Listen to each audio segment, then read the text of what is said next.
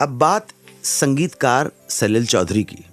किस वजह से सलिल चौधरी बंबई से 1 नहीं 2 नहीं 3 नहीं 5 महीने के लिए गायब हो गए, सुनिए कहानी। दरअसल हुआ यूं कि 1965 में तकजी शिवशंकर पिल्लई के उपन्यास चेमीन पर एक मलयालम फिल्म बन रही थी। फिल्म का टाइटल भी यही रखा गया, चेमीन। इस फिल्म की कहानी दरिया किनारे बसने वाले मछुआरे किरदारों के इर्द गिर्द बुनी एक प्रेम त्रिकोण की कहानी थी। संगीत के लिए लिया गया सलिल दा को। ये सलिल चौधरी जानते थे कि उन पर बहुत बड़ी जिम्मेदारी है, इसलिए वो कोई कमी नहीं छोड़ना चाहते थे। अब इस फिल्म के संगीत को तैयार करने के दौरान एक दिन सलिल दा अचानक गायब हो गए, शहर से ही गायब हो गए। 4-5 महीनों तक उनका कोई पता ही नहीं चला। ढूंढवाई मच गई, हर जगह ढूंढा, कहां है सलिल चौधरी, मगर किसी को पता ही नहीं चल रहा था कि सलिल चौधरी कहां गायब हो गए।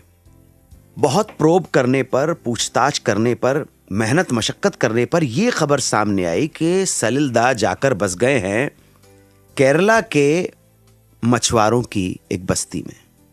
उद्देश्य वही था, मछुआरों के साथ रहना, उनकी भाषा को, उनके लोक संगीत को, उनके भाव भंगिमाओं को, बोलचाल को ध्यान से सीखना और समझना। जाहिर है कि ये सब उन्होंने इसलिए किया कि वो मलयाली फिल्म चेमीन के लिए बेहतरीन संगीत प्रोवाइड कर सकें। चेमीन आई और दोस्तों, चेमीन फिल्म के गीत बहुत पॉपुलर हुए, बल्कि इसके संगीत ने मलयालम फिल्म इंडस्ट्री का पैटर्न ही चेंज कर डाला। राष्ट्रपति पुरस्कार से सम्मानित ये फिल्म मलयालम फिल्म इंडस्ट्री के लिए माइलस्टोन साबित हुई।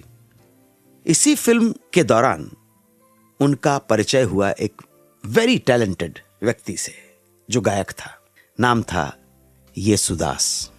और यहीं से शुरू हुआ सलिल चौधरी और येसुदास के बीच में एक इमोशनल प्रोफेशनल बॉन्ड।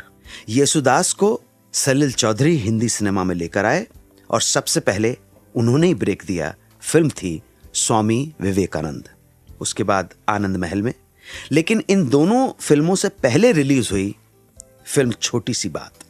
सलिल दा के निर्देशन में येसुदास अपनी अलग पहचान बनाने में कामयाब हुए। 92.7 बिग FM पर आप सुन रहे हैं जीनत अमान और Salil Chowdhury birthday special on Suhana Safar with Anu Kapoor.